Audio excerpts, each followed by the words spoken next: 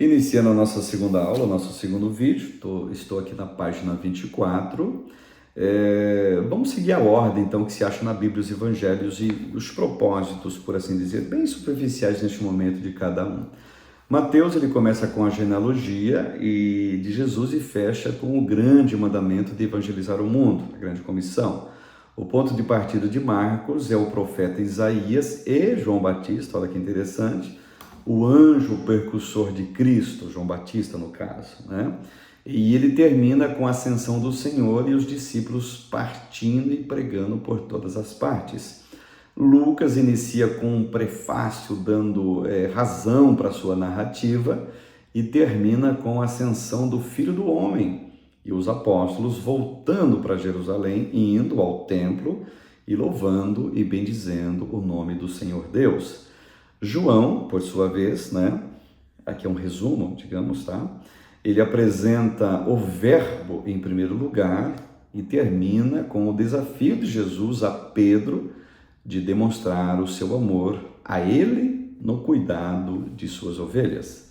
Então, Mateus e Lucas, eles percorrem a trajetória de Jesus desde o seu nascimento até a sua ascensão. Marcos e João, eles tratam de detalhes que começam com o batismo do Senhor e terminam com as suas aparições. Juntos, os 4 evangelhos nos revelam importantes dados sobre a vida e ministério do Deus encarnado que veio habitar, tabernacular, no caso, entre a humanidade e trazer salvação, vida abundante e vida, evidentemente, eterna. Aqui é só um resumo, tá certo? Mateus escreve para os judeus, o seu livro serve como um vínculo entre a antiga e a nova aliança. Seu livro, aliás, entre as profecias prometidas e as profecias realizadas, esse vínculo que ele traz, ele enfatiza o rei Jesus da linhagem de Davi e ele apresenta o Messias ao seu povo. O seu propósito foi introduzir Jesus, que salvaria o seu povo dos seus pecados. Marcos, ele escreve para os romanos, o Lucas escreve para os gregos, e João, o único que não faz parte dos evangelhos sinóticos, ele escreve para a igreja. O evangelho dele foi publicado por último. E aqui na página 26, aqueles amados que detêm e têm a matéria em mãos, que é a matéria Edições Ibad, do Richard Rover, Evangelhos e Atos, os que possuem a matéria, tem uma síntese que eu acho muito interessante na página de número 26. O temas e versículos chaves de cada evangelho. Claro que cada evangelho tem versículos extraordinários, a gente vai ver isso ainda. Aqui nessa segunda aula é apenas apresentada uma pequena síntese, um pequeno resumo, para que já entramos nesse espírito, digamos assim, daquilo que temos até então aprendido e vamos aprender muito mais acerca dos evangelhos. Bom, Mateus, Jesus, o Rei Messias, ungido de Deus. Versículo-chave, Mateus 1:1, que diz assim: livro da geração de Jesus Cristo, filho de Davi, filho de Abraão. Mateus 2:2 diz assim: onde está aquele que é nascido rei dos judeus? Porque vimos a sua estrela no Oriente e viemos adorá-lo. Então, esses dois são 2 versículos tidos como versículos chaves do Evangelho de Mateus, visto que Mateus é o Evangelho de Jesus, o Rei Messias. Mateus está escrevendo, como já falamos, para os judeus. Mateus está escrevendo para provar que Jesus Cristo, sim, aquele Jesus que nasceu em Betlehem, foi criado em Nazaré e passou seus últimos dias morando na cidade de Cafarnaum. A Bíblia diz sim que ele nasce na casa do pão, Belém.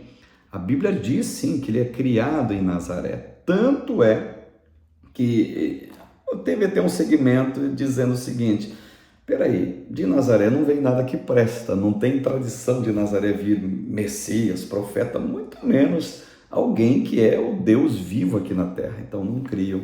Até por isso, mas o Evangelho de Mateus é o Evangelho do Rei Messias. Marcos é Jesus, servo do Senhor, Jesus o sofredor. E o texto-chave, desculpe, é do Evangelho de Marcos, é Marcos capítulo 10, versículo 45, que diz assim: porque o Filho do Homem também não veio para ser servido, mas para servir e dar a sua vida em resgate de muitos. Lucas, Jesus, Deus, homem, Salvador, e Marcos escreve para os romanos, desculpe, não citei. Lucas vai escrever para os gregos, ele apresenta Jesus como o homem perfeito. O texto, digamos, versicular principal ou chave do Evangelho de Lucas é Lucas capítulo 19, versículo de número 10, porque o Filho do Homem veio buscar a que se havia perdido. E finalmente o Evangelho de João, uma síntese temática e versículos chaves que eu estou apresentando aqui, na página 26, para quem tem a matéria. Então Jesus, João, vida por Jesus, tá? O Filho de Deus. Então Jesus é apresentado por João como Deus, como Filho de Deus, tá? Não criado por Deus, evidentemente, mas na mesma essência do Pai. E o versículo-chave, que eu acho um dos versículos mais extraordinários de todos os evangelhos, e até digo mais, de toda a Escritura, tá certo? Porque Jesus, queira ou não, amados, ele é o personagem principal de todas as Escrituras.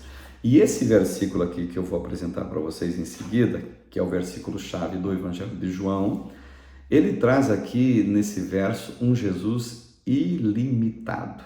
Ele traz aqui um Jesus, inexplicável.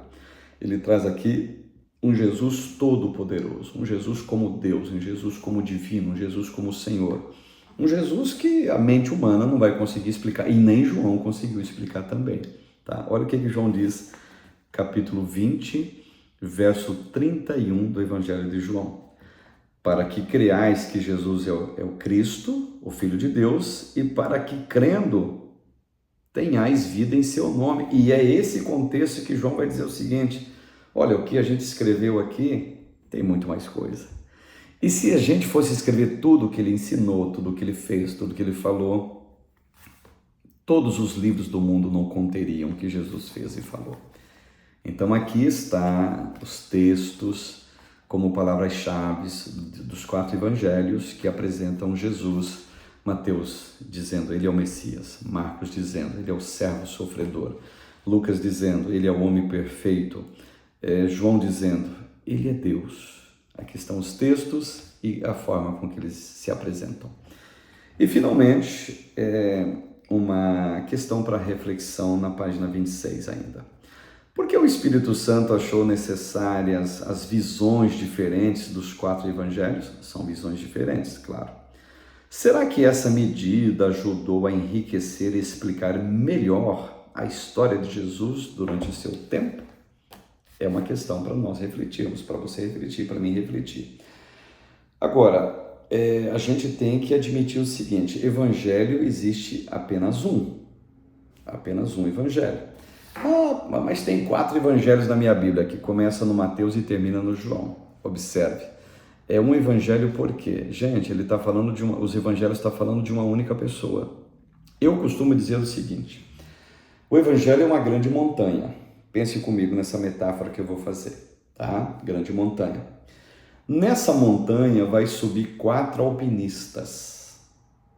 E esses 4 alpinistas, eles resolvem subir por posições diferentes da montanha. Vamos dar o nome para os alpinistas? Vamos lá então. Mateus, Marcos, Lucas e João. Estes são os alpinistas que nessa metáfora eu estou apresentando para vocês. Estão subindo numa única montanha. É verdade? O Mateus subiu desse lado, o Lucas desse lado, o Marcos desse, o João desse, e tá aí os 4 alpinistas subindo na montanha.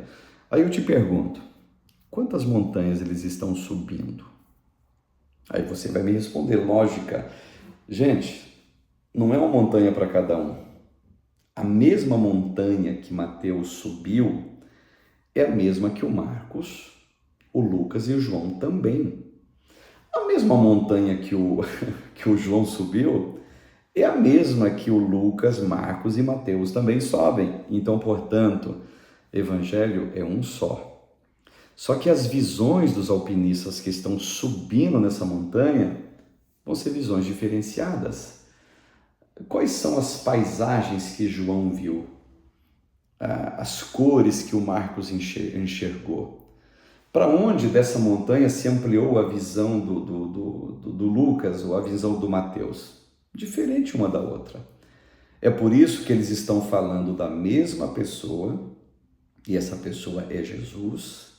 Jesus como Deus, Jesus como homem, Jesus como servo, Jesus como Messias. Mas o evangelho é dele, é um só.